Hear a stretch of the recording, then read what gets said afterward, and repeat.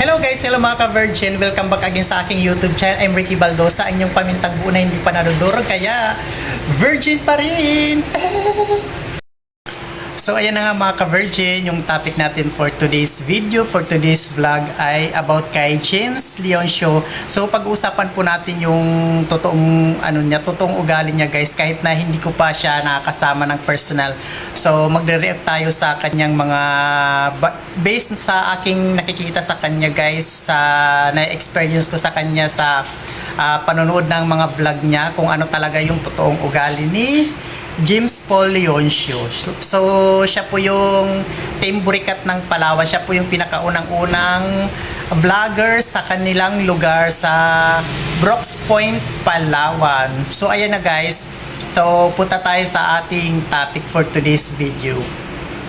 So, ayan na nga guys. Sa totoo lang talaga, yung nakikita ko talaga kay James sa kanyang pag-uugali ay sobrang napakatulungin sa mga tao. Syempre nakikita naman din natin yan, kahit naman siguro hindi niya i-vlog is pagtingin mo pa lang sa kanya is makikita mo na sa kanya na isa siyang mabuting tao, isa siyang matulungin na tao, sincere siya sa mga nakapaligid sa kanya.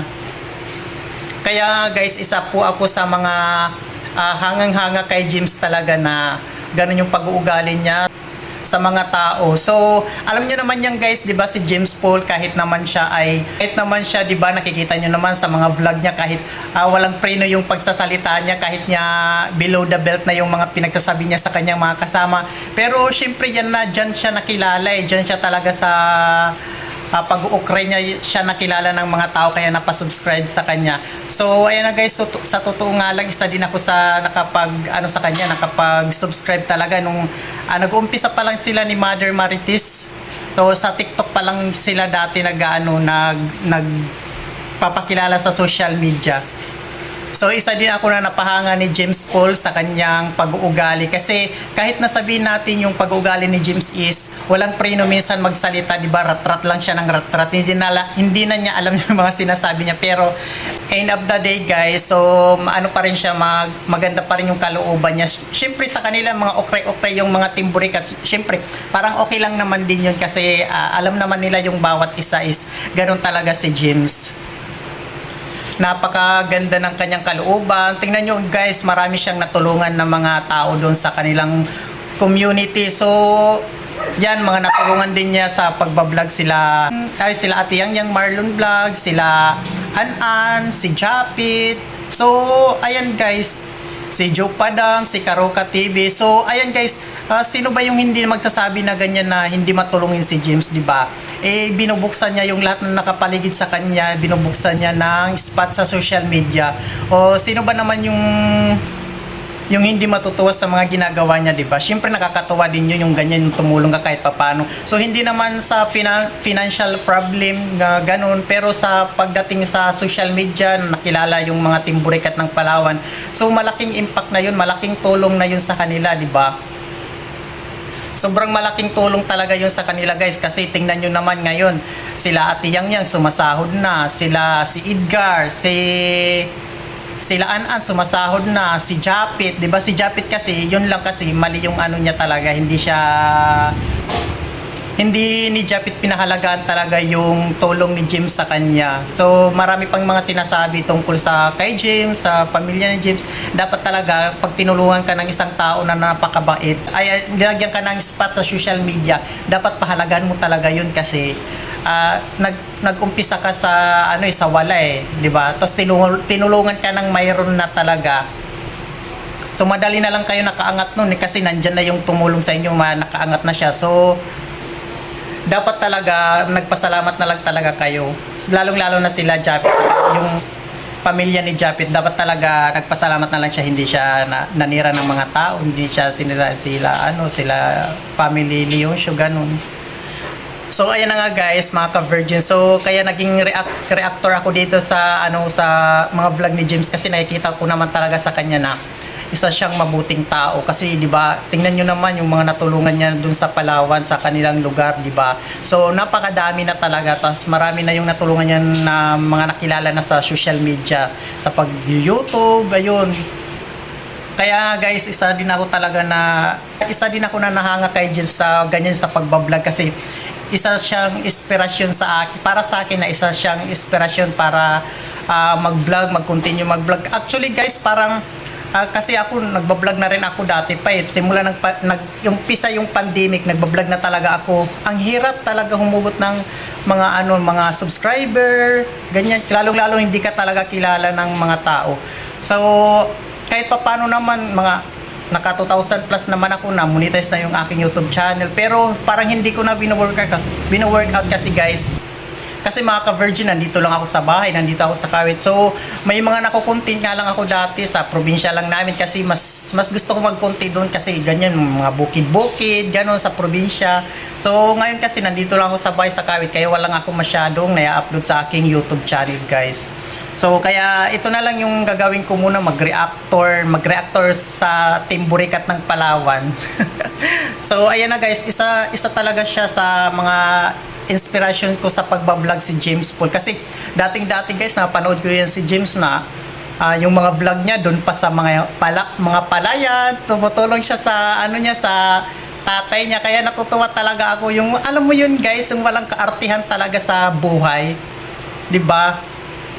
Yung nakakatuwa lang talaga siya kasi yung mga binablog niya nung nandun pa lang siya sa sa palayan, tumutulong siya sa tatay niya mag-araro, yung nakapanti lang siya.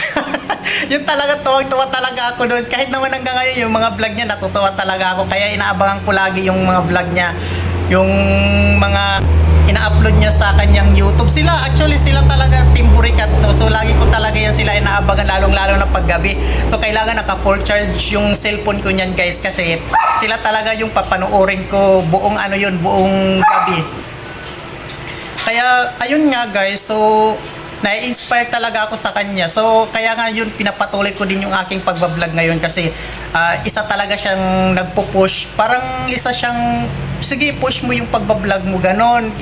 Ko yung sarili ko kasi ipo-push ko yung pagbablog dahil sa kanya talaga guys. Kasi sabi nga nila, umpisa mahirap kasi wala ka naman makakakilala. Pero pagdating ng panahon, pag magtiyaga ka lang, syempre makikilala ka din sa social media, lalong-lalo na sa pag-YouTube. Sabi nga niya, kung nahihinaan kayo ng loob, huwag ganun, o sasamahan na lang din natin ng pagpipray, ganun. So, yun nga yung inaano ko sa kanya, oo nga, no, dapat talaga ganun yung, dapat talaga ganun pag nahihinaan ka na ng load, pray ka lang kung ano yung hihilingin mo kay God, ganun. Tapos samahan mo din ng ng gawa, ganun. Kaya doon ko talaga natutunan sa kanya yung mga ganung kasi hangang-hanga ako kay James pagdating sa pagbablog, lalong-lalo na guys sa kanyang pamilya. Tingnan nyo naman guys, ang dami na niyang na-invest sa kanilang pamilya, di ba? O nakapagpagawa na siya ng bahay, pinalakihan na niya, renovate na yung bahay nila, tapos nakabili na sila ng motor, tapos napapag-aral na niya yung kanyang mga kapatid, sila Carlo, sila Tabibing, di ba? Kasi ko din yan sila, sinusubscribe ko din yan sila. So ayan, hanggang ako sa kanya, kahit na yung bunganga ni James ay walang preno pagdating sa mga okrayan, yung yung mga binabanggit na yung below the belt na talaga. So pero syempre sa mga kaibigan lang niya naman niya siguro, hindi naman siya mag-opre siguro ng lalong-lalo na hindi niya makilala. So isa siya sa mga minomotivate niya talaga yung mga nakakapanood sa kanya na, "Hoy, ganyan demonyo." Natatawa lang ako guys sa kanyang mga mura-mura niya, ganyan, "Hoy, ka, ganyan, pagpatuloy mo lang yan." So ayan guys, di ba? Parang nakakatuwa lang yung mga ganyang tao. So ayan mga ka-virgin. So di ba, yung talaga yung katotohanan ng ugali ni James is napaka-matulungin niya, although siguro ganyan nga yung niya, yung ma-upright talaga siya sa mga nakapaligid sa kanya, pero sa sa kalooban niya is talaga siya mabuting tao, di ba? Kaya isa talaga si James sa mga hinahangaan ko ng mga vlogger kasi hindi siya toxic na, di ba, tulad ng iba ng mga vlogger, yung yung malalaking ng subscriber lang sila, nagba-vlog lang sila para sa mga content lang. Pero si James kasi talaga totoong totoong tao siya, totoong tumutulong siya sa mga tao nila kahit na may mga sobra-sobra lang siya sa mga pagpasahod niya, kailangan talaga na tumutulong siya, ganun. Kaya nakakatuwa talaga, sobrang natutuwa talaga ako kay James. Kaya lagi ko talaga inaabangan yung mga vlog nila, kaya hindi rin ako nag-skip ng mga ads, sa totoo lang guys. Inaantay ko kahit na may mga ads pa yan na 2 minutes, 1 minute, yung mga ganyan. Hindi ko talaga yan ini-skip yung mga ads. Kasi kumbaga, isang tulong mo na rin yun sa kanila para umano yung nila, yung sahod nila sa pagbablog, para lumaki na rin yung sahod nila. So ayan guys, yung mga hindi nag-i-skip ng mga ads diyan. So maraming salamat po sa inyo kasi 'di ba isang tulong talaga 'yan na malaki yung masasahod ng isang vlogger. So, ayan na mga ka-virgin. So, ayan talaga yung magiging reaction ko sa pag-uugali ni Jim. So, ayan ba, pagpatuloy mo lang yan yung mga ganyan mga sabi mo nga habang nabubuhay ka, pagpapatuloy mo yung habang malakas ka, pagpapatuloy mo yung pagtutulong sa inyong pamilya, sa mga ibang tao na nangangailangan. So, pagpatuloy mo lang yan James Burikat, kasi balang araw maano mo din yung iba mo pang mga pangarap. So ayan na nga guys. So hanggang dito na lang muna yung aking reaction video guys. Kung napanood mo itong aking reaction video, so huwag mo na makalimutan mag-like, mag-share at saka mag-subscribe na rin sa aking YouTube channel kahit papaano, di ba? So ayan, at saka huwag na rin kayo mag-skip ng ads sa aking YouTube channel. Ayan guys, maraming salamat po sa inyong walang sawang pagsuporta kay Virgin. So ayan, hanggang dito na lang muna. Bye-bye. God bless sa lahat guys.